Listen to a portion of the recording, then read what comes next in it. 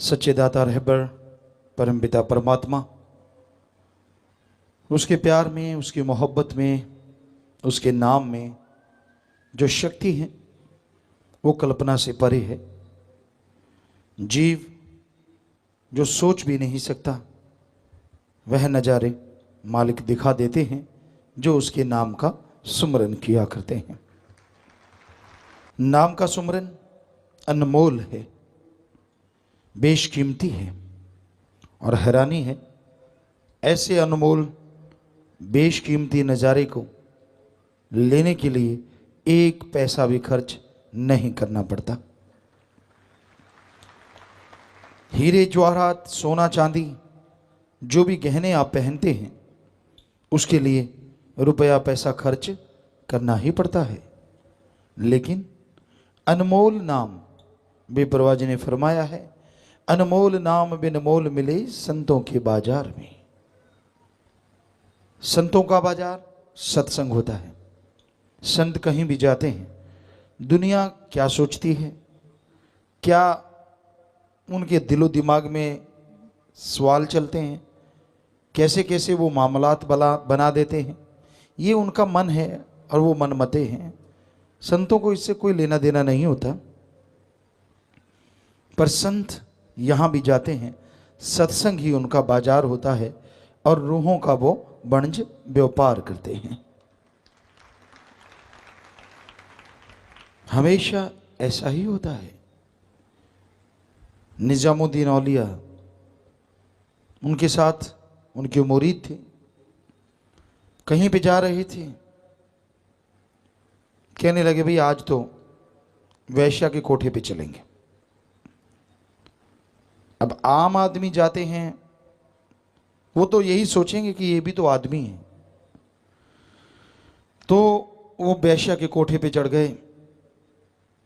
बाकी जितने भी मुरीद थे खिसक गए, कुछ खिसक गए, कुछ बातचीत करने लगे, यार ये भी कोई बात है, क्या कहेंगे लोग, आपका गुरु कहाँ गया, वैश्या के कोठे पे। तो कुछ रुक गए, 20-25% चले गए। तो वहाँ वैश्या के गेट पे खड़े, गेट खटखटाया, वो बाहर आई, कहने लगे भी हमें तो एक अलग कमरा चाहिए। 20-25% और खिसक गए, अलग कमरा चाहिए, ये क्या मतलब। कहने लगे महाराज और कोई सेवा, कहने लगे आप भी वहीं आइए। खिसक गए, कुछ 20-25% और खिसक गए। तो पूरी रात वो वहां रहे। अगली सुबह तक सिर्फ एक ही उनका मुरीद जो बेहद खास था, तो वही बचे, बाकी सब चले गए। और हकीकत में हुआ ये कि उन्होंने वहां पे सत्संग किया। वो वैश्यों की जो हेड थी उसको बुलाया, इसलिए पहले उसको ज्ञान दिया और उसके बाद जितनी भी वहां रहने वाली लड़कियां थी उनको ज्ञान दिया और उसके चंगुल से सारी लड़कियों की मुक्ति करवा दी। पर जिनके मन गंदे होते हैं, जो खुद नरक के कीड़े होते हैं, वो कैसे सोच सकते हैं। वो तो यही सोचेंगे वैश्यावर्ती में लिप्त लोग, जो हम हरामखोरी करते हैं ये भी हरामखोरी करते हैं। तो ये कलयुग है, अब तो बहुत ही भयानक कलयुग।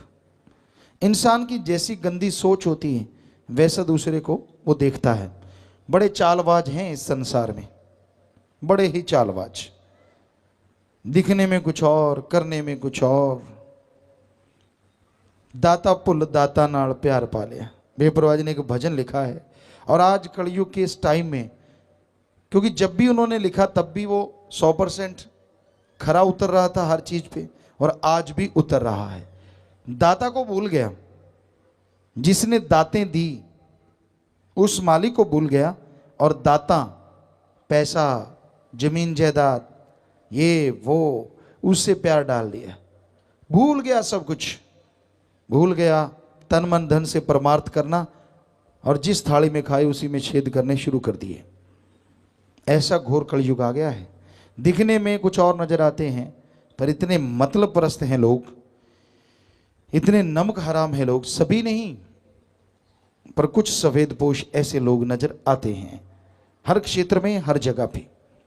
तो ऐसों से जितना दूर रहो, जितना परहेज करो उतना ही अच्छा। आपको कैसा पता चले कि ये अब सही है, कब गलत हो गया? अगर वो अल्लाह वाहिगुरु राम के गुण गाता है, शुरू से गाता आया, आज भी गा रहा है, आपको कोई नाजायज काम करने के लिए नहीं कहता, राम नाम के रास्ते पे चलने के लिए कहता है, सेवा सिमरण सत्संग में दिल उसका लगता है और आपका लगाने के लिए कहता है, तो 100% वो खरा है। अगर वो कभी किसी आदमी में कमी निकालता है, कभी किसी में, ये प्रबंधक सही नहीं, ये फलाना सही नहीं, ये दिंकड़ सही नहीं, समझ लो उसकी लुटिया डूबने वाली है। क्योंकि उसको किसी से क्या लेना देना। आप अपना बिजनेस करो, काम करो, धंधा करो, राम का नाम जपो बस। और जैसे वो इस तरह की बातें करने लगता है और आप सुनना शुरू कर देते हैं, समझ लीजिए आपका मन भी हरामी होने वाला है। ऐसे लोगों से सावधान हो जाओ। क्यों, पहले क्या था और अब क्या हो गया? फकीर संत गुरु तो कभी किसी को बद्दुआ नहीं देते, क्योंकि चलता पैसा कब खोटा हो जाए इसका कोई मालूम नहीं पड़ता। तो इसलिए ऐसे लोगों से सावधान हो जाओ, क्योंकि वो गिर चुके हैं, मन के हाथों मजबूर हो चुके हैं, चाहे माया के यार बन गए या मोह ममता में फंस गए, भूल गए उस मालिक देने वाले को। अगर वो दे सकता है तो वो ले भी सकता है। सारी रौनकें उड़ जाती हैं, मुंह से मक्खी नहीं उड़ती। फिर इतना बुरा हाल होता है कहने सुनने से परे। तो कई लोग चालाक ज़्यादा पड़ गए, ज़्यादा कड़ गए, ऐसी चालाकियाँ करते हैं, शातिराना चीज़ें करते रहते हैं और वो पल पल भरते हैं। मालिक कृपा करता है, उस जो भी आदमी सेवा करता है तन मन धन से, कोई कमी नहीं छोड़ता मालिक। लेकिन इंसान अगर बुरे कर्म करने लग जाए तो भाई फिर भरना भी उसको पड़ता है। तो इसलिए आप सुमरन करें, भक्ति इबादत करें और ऐसे लोगों से हमेशा सावधान रहें जो क्यों किंतु परंतु में ही उलझे रहते हैं। वो उनकी भक्ति करी कराई चली जाती है।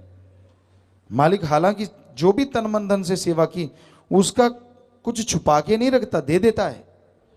लेकिन आदमी अगर अपनी झोली ही फाड़ ले तो दिया हुआ सारा धीरे धीरे गिरता है और कई बार एकदम भी गिर जाता है। तो इसलिए भाई ऐसे लोगों से सावधान रहो, अपने मन को हावी ना होने दो, सुमरन करो, भक्ति इबादत करो, मालिक से मालिक को मांगो और मालिक से मालिक की औलाद का भला मांगो, भला करो। और जो राम नाम में चलें उनका साथ दो, उनकी सोहबत करो। जो क्यों किंतु परंतु अपनी अकल का ज़्यादा दखल दें, अपने आप को ज़्यादा होशियार समझ के अजीबोगरीब बातें करें, समझ लीजिए वो आदमी गिरा हुआ है, सिर्फ दिखावा मात्र कर रहा है। उसमें भी उसका कोई पैसे का मतलब होगा या कोई और मतलब होगा। तो इसलिए ऐसे लोगों से बच के रहो, राम नाम से जुड़े रहो।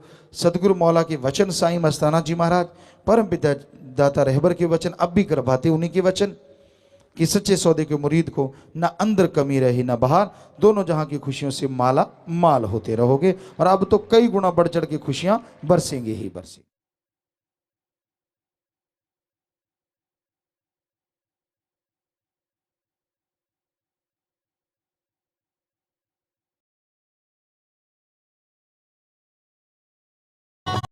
होता है